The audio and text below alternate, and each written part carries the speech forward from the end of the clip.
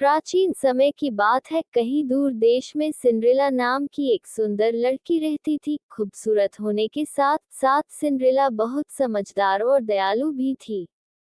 Cinderella की माँ का बचपन में ही देहांत हो गया था। माँ के देहांत के बाद सिंड्रेला के पिता ने दूसरी शादी कर ली थी। अब वह अपने पिता, सौतेली माँ और दो सौतेली बहनों के साथ ही रहा करती थी।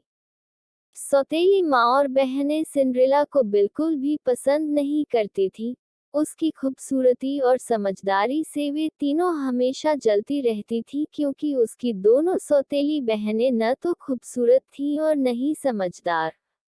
एक दिन की बात है, सिंड्रेला के पिता को किसी काम के लिए बाहर जाना पड़ा। सिंड्रेला के पिता के बाद सौतेली माँ ने सिंड्रेला के साथ बुरा बर्ताव करना शुरू कर दिया।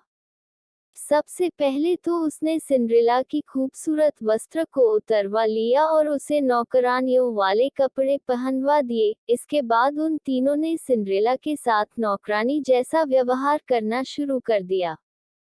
वो उससे खाना बनवाती, घर की सफाई करवाती, कपड़े और बर्तन धुलवाती और घर के बाकी सारे काम करवाती। यहाँ तक कि उन तीनों ने सिंड्रेला का कमरा भी उससे छीन लिया और उसे स्टोर रूम में रहने के लिए मजबूर कर दिया। बेचारी सिंड्रेला के पास उनकी बात मानने के अलावा कोई चारा नहीं था। आसपास के पेड़ों पर रहने वाले पक्षी और स्टोर रूम के चूहों के अलावा सिंड्रेला का और कोई दोस्त नहीं था। वह दिन भर काम करती और रात में अपने दोस्तों से बात करते करते सो जाया करती थी।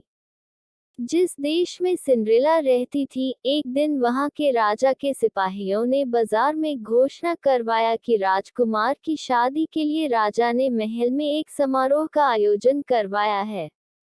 इस समारोह के लिए उन्होंने नगर की विवाह योग्य सभी लड़कियों को आमंत्रित किया है। सिंड्रेला की बहनों ने जैसे ही यह घोषणा सुनी, वे दोनों दौड़ती हुई अपनी माँ के पास पहुंचकर उन्हें सारी बात बताई।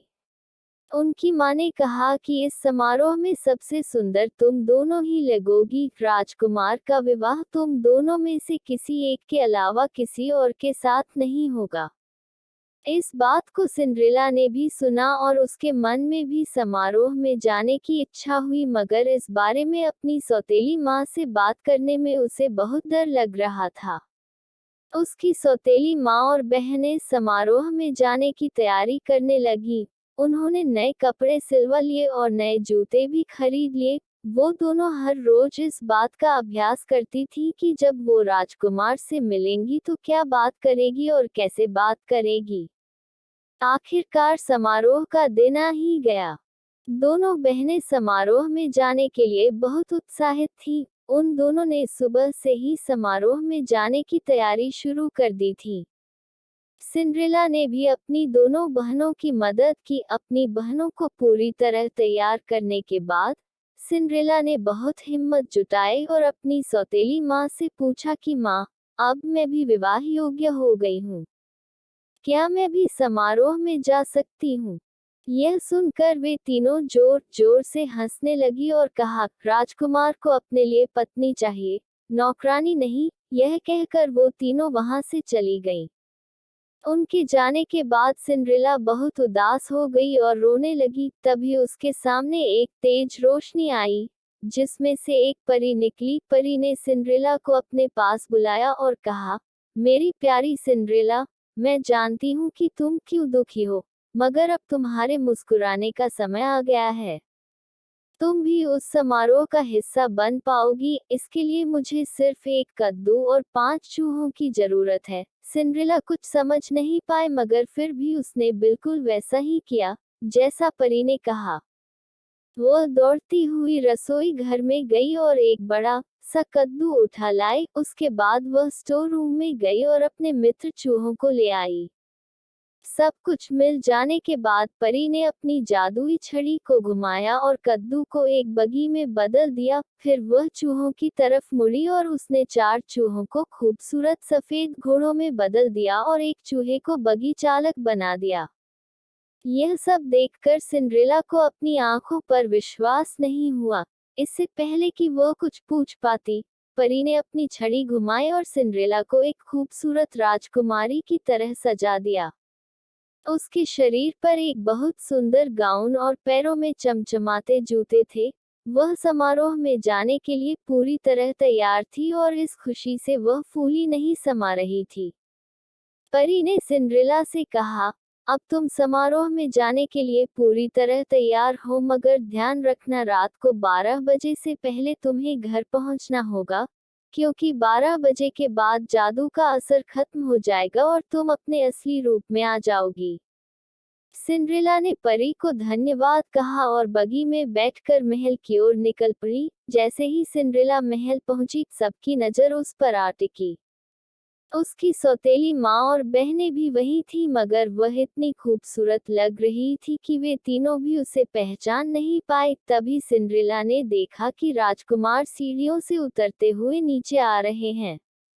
सब लोग उनकी तरफ देखने लगे। जैसे ही राजकुमार की नजर सिंड्रेला पर पड़ी, वे उसे देखते ही रह गए। समारोह में मौजूद सभी राजकुमारियों के पास न जाकर राजकुमार सीधे सिंड्रेला के पास आए और अपना हाथ उसकी ओर बढ़ाते हुए कहा कि राजकुमारी, क्या आप मेरे साथ नाचना पसंद करेगी? सिंड्रेला ने शर्माते हुए अपना हाथ राजकुमार के हाथ में दे दिया और दोनों नाचने लगे। सिंड्रेला राजकुमार के साथ नाचते नाचते इतना खो गई कि उसे समय का ध्यान ही नहीं रहा। तभी अचानक उसकी नजर दीवार पर लगी घड़ी पर गई। 12 बजने ही वाले थे और सिंड्रेला को परी की बात याद आ गई। परी की चेतावनी याद आते ही वह घबरा गई और राजकुमार को वहीं छोड़कर भाग गई। सिंड्रेला को इस तरह अचानक भागता देखकर राजकुमार भी उसके पीछे पीछे दौड़े। जल्दीबाजी में दौड़ने की वजह से सिंड्रेला का एक जूता निकल गया और महल के बाग में ही छूट गया। वह फटाफट अपनी बगी में बैठी और घर को लौट गई। जब उसे ढूंढते हुए राजकुमार बाहर आए तो उन्हें बगीचे में सिंड्रेला का जूता मिला। यह देखकर राजकुमार दुखी हो गए और सोचा कि वह सिंड्रेला को ढूंढ कर ही रहेंगे। अगले दिन राजकुमार ने अपने सिपाहियों को बुलाया और उन्हें जूता थमाते हुए कहा कि शहर के हर घर में जाओ और समारोह में आई हर लड़की को यह जूता पहना कर देखो। जिसके भी पैर में यह जूता आ जाए, उसे यहाँ ले आओ। सिपाहियों ने बिल्कुल ऐसा ही किया। वे शहर के हर घर में गए और समारोह में आई हर लड़की को जूता पहना कर देखा। किसी को जूता छोटा पड़ रहा था तो किसी को बड़ा। सारा शहर घूमने के बाद आखिर में सिपाही सिंड्रेला के घर पहुंचे। जैसे ही सिंड्रेला ने सिपाहियों को देखा तो वह समझ गई कि ये राजकुमार के कहने पर आए हैं और वह खुशी से दरवाजे की तरफ दौड़ी। उसी समय उसकी सौतेली माँ ने उसका रास्ता रोक लिया। सौतेली माँ ने सिंड्रेला से पूछा, तुम कहाँ चली? सिपाही उस लड़की के लिए आए हैं जो कल रात समारोह में थी। तुम तो कल गई ही नहीं थी, तो तुम नीचे जाने की जरूरत। ऐसा कह उसकी सौतेली माँ ने सिंड्रेला को स्टोर रूम में ताला बंद कर चाबी अपनी जेब में रख ली। जब सिपाही जूता लेकर घर में आए तो उसकी दोनों बहनों ने उस जूते को पहनने की कोशिश की, मगर वो दोनों नाकाम रही। वहीं निराश होकर सिंड्रेला रोने लगी। उसे रोता देख उसके चूहे मित्र को एक उपाय सूझा। दरवाजे के नीचे से निकलकर वह दौड़ते हुए नीचे गया और चुपके से सौतेली माँ की जेब से चाबी निकाल लाया और सिंड्रेला को दे दी। चाबी मिलते ही सिंड्रेला ने दरवाजा खोला और दौड़ती हुई नीचे गई।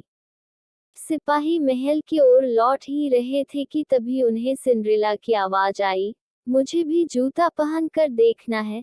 यह सुनकर सौतेली माँ और बहनें हंसने लगी, परंतु सिपाही ने सिंड्रेला को भी जूता पहनने का मौका दिया। जैसे ही सिंड्रेला ने जूते को पैर में पहना, वह आसानी से उसके पैर में आ गया। यह देखकर सभी आश्चर्यचकित रह गए। तब सिपाही ने सिंड्रेला से पूछा, क्या यह जूता आपका ही है? इस पर सिंड्रेला ने हाँ में अपना सिर हिलाया। सिपाही सिंड्रेला को बगी में बिठाकर महल ले गए, जहां उसे देखकर राजकुमार बहुत खुश हुए। उन्होंने सिंड्रेला के सामने शादी का प्रस्ताव रखा, जिसे उसने प्रसन्नता से स्वीकार कर लिया। राजकुमार और सिंड्रेला की शादी हो गई और वो एक दूसरे के साथ खुशी खुशी महल में रहने लगे।